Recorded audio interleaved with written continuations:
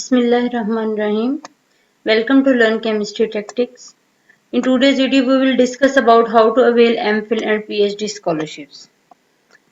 तो आज हम दूसरे पार्ट के बारे में डिस्कस करेंगे। दूसरे पार्ट में हम डिस्कस करेंगे लेटर टाइपिंग को, कि हम एक लेटर जो कवर लेटर हम साथ अटैच करते हैं सीवी के या स्कॉलरशिप के लिए अप्लाई करने के लिए, वो हम कैसे लिख सकते हैं।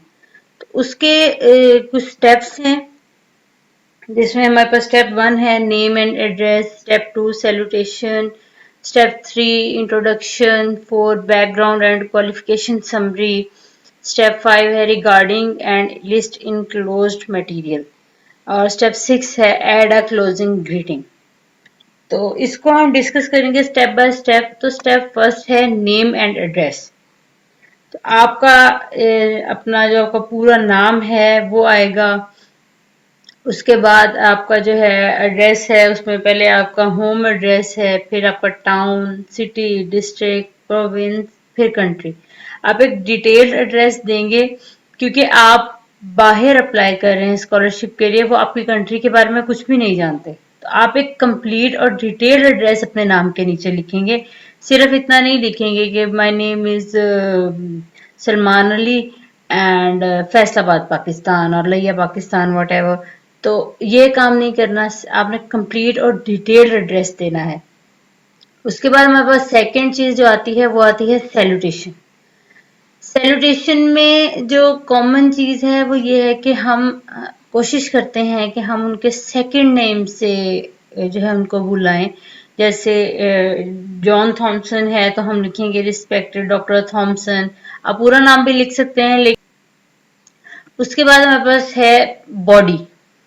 तो बॉडी में जो हमारे पास हम लिखते हैं लेटर में, जो बॉडी टाइप करते हैं उसको हम 3 हिस्सों में डिवाइड करते हैं। पहला हिस्सा है इंट्रोडक्शन का। इंट्रोडक्शन आपका इंट्रोडक्शन नहीं है, इंट्रोडक्शन है कि लेटर लिखने का मकसद क्या है।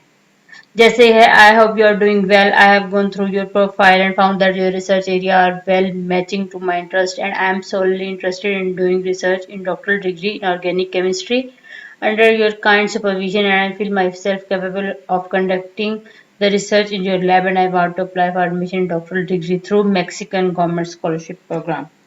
अब यहाँ पे जो स्कॉलरशिप अप्लाई किया है वो किया है थ्रू स्कॉलरशिप, जो है वो एक्सेप्टेंस लेने के लिए मेल कर रहे हैं। अगर वो जो किसी स्कॉलरशिप के थ्रू नहीं जा रहे हैं, उनकी पर्सनल उसके हिसाब से कर रहे हैं, तो वो सिर्फ यहाँ तक लिखेंगे I want of conducting in your lab and I want to apply for admission in doctoral degree under your supervision।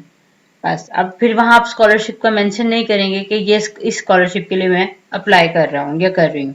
उसके बाद जो हमारे पास सेकंड पैराग्राफ आता है वो आता है आपका पर्सनल बैकग्राउंड और क्वालिफिकेशन, कि आपने लास्ट कौन सी डिग्री हासिल की है, उसमें आपकी ग्रेडिंग क्या है या मार्क्स कितने हैं। उसके बाद ऑब्वियसली बात है, जब एमफिल और पीएचडी के लिए हम अप्लाई करते हैं तो अपने रिसर्च से रेलिवेंट जो है बताते हैं कि मैंने इस टॉपिक पे रिसर्च की है।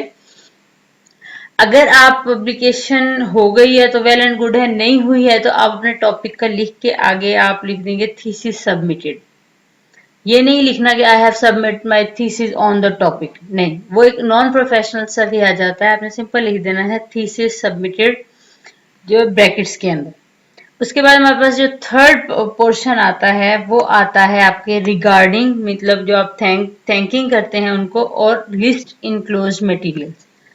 अब आप रिगार्डिंग क्या करते हैं कि आपने उनको थैंक्स कहना है और उनसे रिक्वेस्ट करनी है कि हाँ भाई, मैं आपकी तरफ से अच्छे रिस्पांस की उम्मीद करता हूँ या करती हूँ। जैसे अब जो हमारे पास रिगार्डिंग है वो लास्ट पैराग्राफ में कंपलसरी है, पर जो आप लिस्ट इनक्लोज मटेरियल है वो आपके पैराग्राफ में कंपलसरी नहीं है। अगर आप पैराग्राफ में नहीं लिखते हैं तो नीचे आपकी जो एंड पे हम रिगार्डिंग्स लिखते हैं, सिंसियरली योर नेम, अपना नाम वगैरह जो लिख लेते हैं, उसके नीचे आप एक अलग से इसी तरह की फॉर्मेटिंग के साथ जो है अलग से नीचे आप लिख देते हैं, ठीक है, लिस्ट इनक्लोज मटेरियल। तो आप वो एंड पे लिख के, तो आप क्या करते हैं, बुलेट्स लगा के हर एक चीज को अलग अलग मेंशन कर देंगे। जैसे आप लिख देंगे cover CV, letter of motivation, या आपने कुछ साथ एप्लीकेशन अटैच की है तो एप्लीकेशन जो जो चीज़ आपने अटैच की है उसके अलग अलग बुलेट बनाएंगे, बुलेट बना के उसमें आप उसको मेंशन कर देंगे। प्रेफरेबली है वो यही है कि आप उसको अलग ही मेंशन करें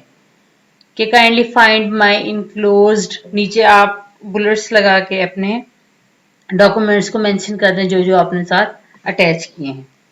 तो ये एक प्रॉपर तरीका है किसी कोई भी कवर लेटर लिखने का। उसके बाद कुछ इंपॉर्टेंट पॉइंट्स हैं जो आपको पता होने चाहिए अपनी सीवी को या अपने कवर लेटर को लिखते हुए। उनमें सबसे पहला है प्रोफेशनल टोन। आपकी प्रोफेशनल टोन होनी चाहिए, मतलब जब आप किसी से पूछ रहे हैं हाउ आर यू या I hope you are doing well है, और मुख्तसर लिखना है, बी कॉन्साइज, मुख्तसर सी चीज लिखनी है। बहुत लंबी चौड़ी डिटेल में जाने की जरूरत नहीं है। जैसे आप जब अपने रिसर्च के बारे में बताएंगे तो मोर देन सफिशिएंट कि आप अपना इंट्रो जो है टॉपिक है उस टॉपिक का पूरा नाम लिखें और आगे ब्रैकेट में लिख दें थीसिस सबमिटेड और मैन्यूस्क्रिप्ट इन प्रोसेस या इन प्रोसीजर। तो आप ये नहीं लिखेंगे I have done research on this topic and I have submitted my thesis in my institute and I am going to write my paper soon and all. इस तरह लंबी चौड़ी डिटेल नहीं लिखनी, मुख्तसर सा अपना अपने सारी जो डिटेल है बॉडी की वो बहुत मुख्तसर रखनी है, भी एग्जैक्ट, जिसे हम कहते हैं ना टू द पॉइंट, बस। उसके बाद प्रोफेशनल फॉर्मेट। अब प्रोफेशनल फॉर्मेटिंग में क्या है, आपकी एक तो फॉन्ट साइज है, दूसरा आपका कलर है, दूसरा आपकी जो स्टाइलिंग है, स्टाइल हम यूज करते हैं टाइम न्यू रोमन। उसके बाद हमारे पास कलर हमारा जो ऑटोमेटिक होता है या ब्लैक जिसे हम कहते हैं वो होता है, कोई बोल्डिंग नहीं है उसके अंदर।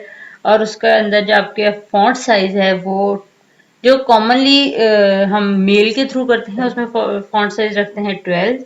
लेकिन अगर हम कोई वैसे अपनी सीवी वगैरह सबमिट करवाना चाह रहे हैं कवर लेटर के साथ तो उसमें हम अपना फॉन्ट साइज रखते हैं 14। उसमें कोई बोल्ड लेटर नहीं डालते या हमने अपना नाम लिखा तो उसको बोल्ड कर दें या एड्रेस को बोल्ड, कुछ नहीं करना। सिंपल और जो है ना प्रोफेशनल फॉर्मेट को आपने फॉलो करना है। उसके बाद है सिंगल स्पेस टेक्स्ट।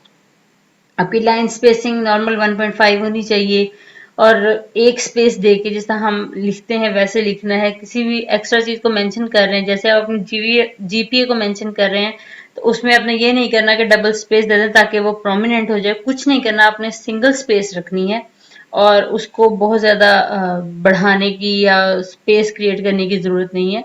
और दूसरी चीज आपने क्या करनी है, अपने लेटर को कंपलसरी है कि आप उसको जस्टिफाई जरूर करें, उसकी जो साइड्स हैं उसको जस्टिफाई लाजमी करें। उसके बाद हमारे पास जो अगला स्टेप है वो है अलाइन लेफ्ट। आपका टोटल जो लेटर है वो लेफ्ट साइड पे होना चाहिए, मतलब जिस तरह इसमें आपको दिखाया है योर नेम, आपका नाम, एंड पे आपकी ग्रीटिंग्स, ये सारा कुछ कहाँ है, लेफ्ट साइड पे अलाइन हुआ हुआ। तो उसको आपने लेफ्ट ही रखना है। ये एक प्रोफेशनल फॉर्मेट है जिसको आपने फॉलो करना है। उसके बाद है एडिट एंड प्रूफ रीड। आपने लेटर लिख लिया है और आपको कंफर्म भी है कि बहुत अच्छा लिखा हुआ है, उसके बावजूद आपने उस लेटर को एक दो प्रोफेशनल लोग, जैसे आपके कोई प्रोफेसर हैं, आपका कोई सीनियर है, उनसे एक दफा उसकी रीडिंग जरूर करवाएं। क्योंकि जब हम खुद लिखते हैं तो हमें अपनी चीज 100% ही लगती है, लेकिन जब हम उसकी किसी और से पढ़वाते हैं या किसी और से प्रूफ रीडिंग करवाते हैं तो उसमें बहुत सारे पॉइंट्स ऐसे होते हैं जो वो पिक कर लेते हैं जो हमारे माइंड में नहीं आ रहे होते। इसलिए कोशिश करें कि कोई भी चीज सबमिट करवाने से पहले उसकी प्रूफ रीडिंग लाजमी करवाया करें। किसी प्रोफेशनल से करवा लें या जिसने पहले ये काम किया हो उससे भी करवा लें, वो भी आपको अच्छा गाइड कर सकते हैं। आई होप आपको समझ आ गई होगी कि एक कवर लेटर को टाइप करने का तरीका क्या होता है। आई होप आपको मेरी वीडियो अच्छी लगी होगी। अगर कोई भी इंफॉर्मेशन चाहिए तो आप मुझे कमेंट सेक्शन में कमेंट करके पूछ सकते हैं। मेरी वीडियो को लाइक करें और चैनल को सब्सक्राइब करें। Thanks for watching my video. Allah Hafiz.